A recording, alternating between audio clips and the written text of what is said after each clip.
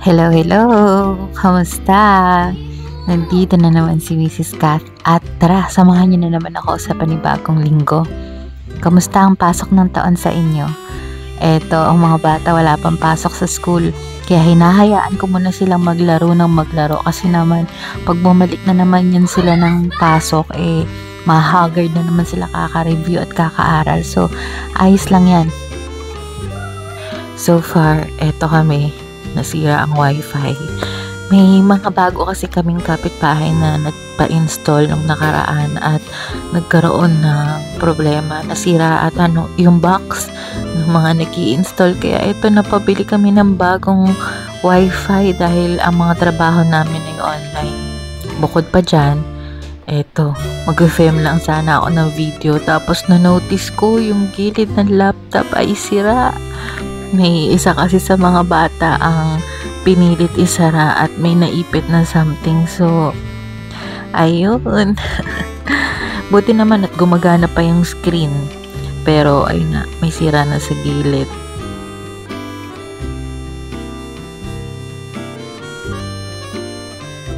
Kahit ganito yung bungad sa amin ng taon, ewan ko ba pero ang lakas ng feeling ko na magiging maganda tong taon na to para sa amin. Oo, hindi ko inaangkin yung taon. Share tayo.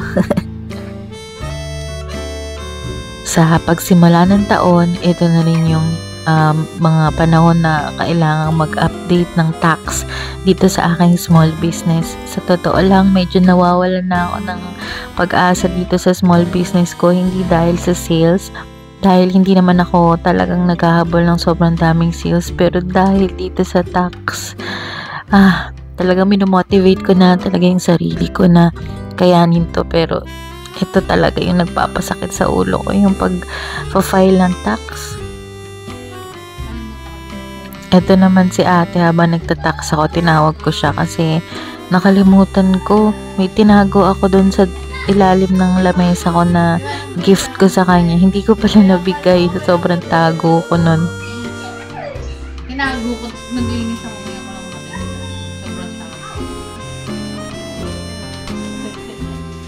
Kaya ko lang makinig. Sobrang tago. Mahilig talaga kami sa mga family night drive. Ewan ko ba, parang ang sarap ng feeling lagi kapag ganito, medyo chill na yung paligid, tulog na yung mga ibang tao, tapos kami ito, pamilya namin magsama-sama, tapos may music, parang family talaga kami, di ba?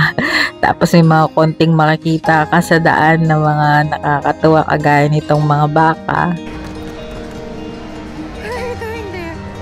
Naghahanap kami sana ng park kung saan kami pwede pumunta, pero wala pa kami masyadong makitang lugar tsaka medyo gutom din yung mga bata kaya kailangan namin kumain. So naisipan namin na dito na lang sa malapit na mall, meron namang konting lugar dito para magtakbo-takbo, so parang open park na rin siya, tapos may mga pagkain pa. Friday ngayon kaya medyo chill sa schedule, hindi nagmamadali at ilang araw na lang ay may pasok na ulit ng mga bata kaya nilabas na rin namin sila kahit papaano. Ewan ko kung nafe-feel niyo yun, pero ako kasi nafe-feel ko yun lalo na sa age ni ate sa asa na tuwing may school sila, madalas talaga parang busy na siya. Ito, tinuturuan nila si daddy nung parang trending ngayon sa mga generation ngayon, yung mewing ba yun? Mowing? Basta yun. Lagay ko na lang spelling. So, syempre, di ako papauli. Tapos, ito na, dumating na yung mga pagkain namin. Bihira na kami kumakain sa mga ganitong medyo may pagka-mamahaling restaurant. Hindi ko masasabing sobrang mamahalin to pero medyo mahal pa rin talaga kumpara sa normal na kainan. At first time kong kumain itong lemon and salmon pasta. Ayan, mahilig kasi talaga ako sa pasta at sa mga noodles, ganun. Kaya ang hirap magpapayat So, eto, first time ko siyang nakain, pero yun, nagustuhan ko siya at masarap siya. Naisip ko ano bang mga ingredients nito para magagawa ko rin sa bahay. Ganon din ba kayo minsan? Ito nakakatawa kasi kada iikot ko yung pasta, may tumatalsik na konting sauce sa damit ko. Halatang walang ano talaga sa pagkain eh. Ayan oh, ano ba yan? Nagutom naman ako habang nag-e-edit ako nitong video. Sarap nito. Yung mga ganitong simpleng bagay na nakakakain kami sa labas at napapakain namin, lalo na yung mga anak namin sa mga ganitong kainan, malaking ano na siya sa amin eh, na makita silang ganito, excited sa pagkain at masaya, nabubusog. So, ayun, pagkatapos namin kumain, naglakad-lakad kami ng konti doon sa loob. Plano sana namin pumunta sa time zone. Kaso, pasara na lahat. Kaya, naglakad-lakad kami ng konti. Tapos, maya-maya nakita namin tong isang area na to. Ang talino lang ng gumawa nito eh, no? Para kang nakagawa ng playground na hindi mo kailangan mag-invest sa mga kung ano-anong mga gadget o kung ano-anong mga equipment. Yan, di ba?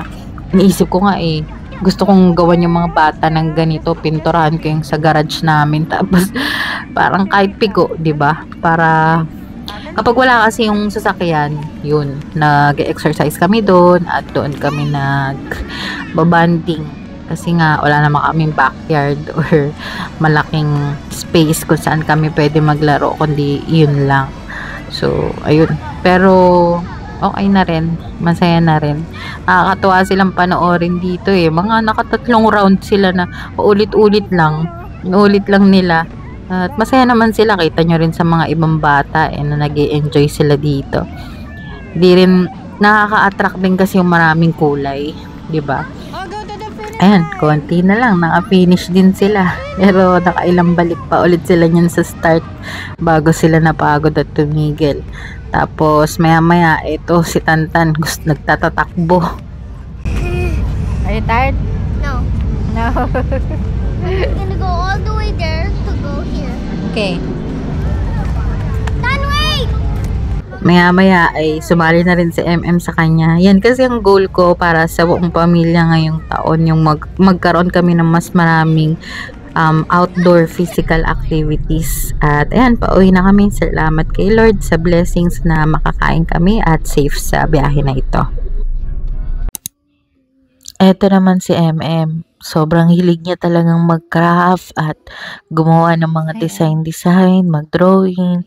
At oo nga pala, nakikita niyo yung dalaw sa likod. Bibigyan ko kayo ng mabilisan lang naman na tour.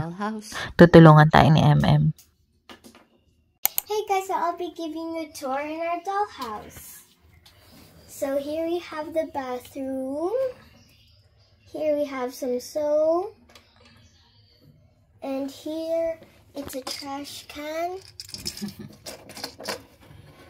And here we have a toilet.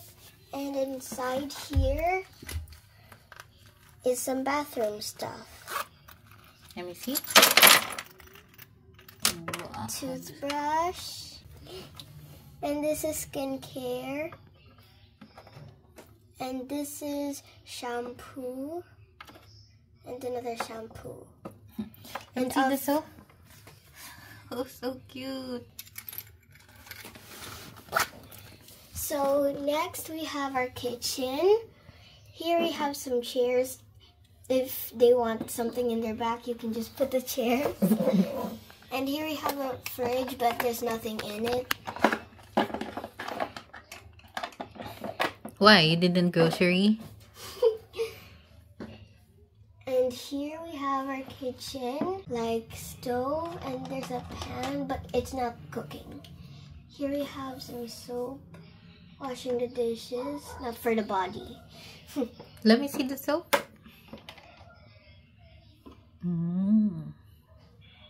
Where do you wash the plates? Oh, is that a sink? I just lost the top. Okay. And here we have a table, extra table if there's a visitor. Do you get many visitors? Yeah.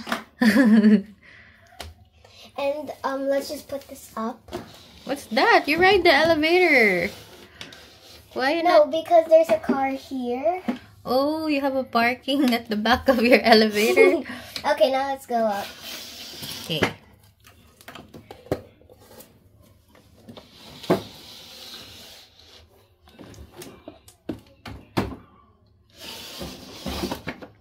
So Wow. here we have the living room. Here we have Anna. She's gonna swim. And here we have a mini store. And it's like a drive-through. And here we have our luggages because we usually go to vacations so many times. Wow. And here we have a unicorn. That's cute. You even have a sofa. And here we have a gumball machine. And inside here is... And we have laptop, calculator, a small, what is this called? Camera. And the big camera, Chromie. So let's go upstairs. So here we are in the bedroom. So here we have A teepee. a teepee because Teepee tent. teepee tent because there's a lot of you know, we have a lot of kids, so Where? they're all at school. And here we have a big bed. Is it really a bed? No. And here, if they want to learn some other things, they can just learn here. And here we just have a design train. That you got from our Christmas decoration. And here we have a Lego set. And there's nothing in here. It's a treasure box. Yeah. And here we are in the balcony. There's nothing in it. And this is just nothing. Oh, you say, I'm flying, Jack. Jack, I'm frying. Frying. Okay. She's doing a robot dance. Ding, ding, ding, ding. Oh, you say bye na. Bye! Thank you!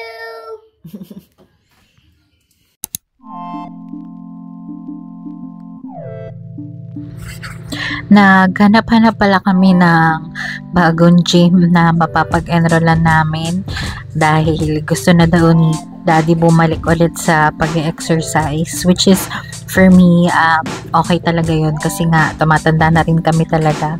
So excited na rin ako na bumalik ulit sa pag-gym.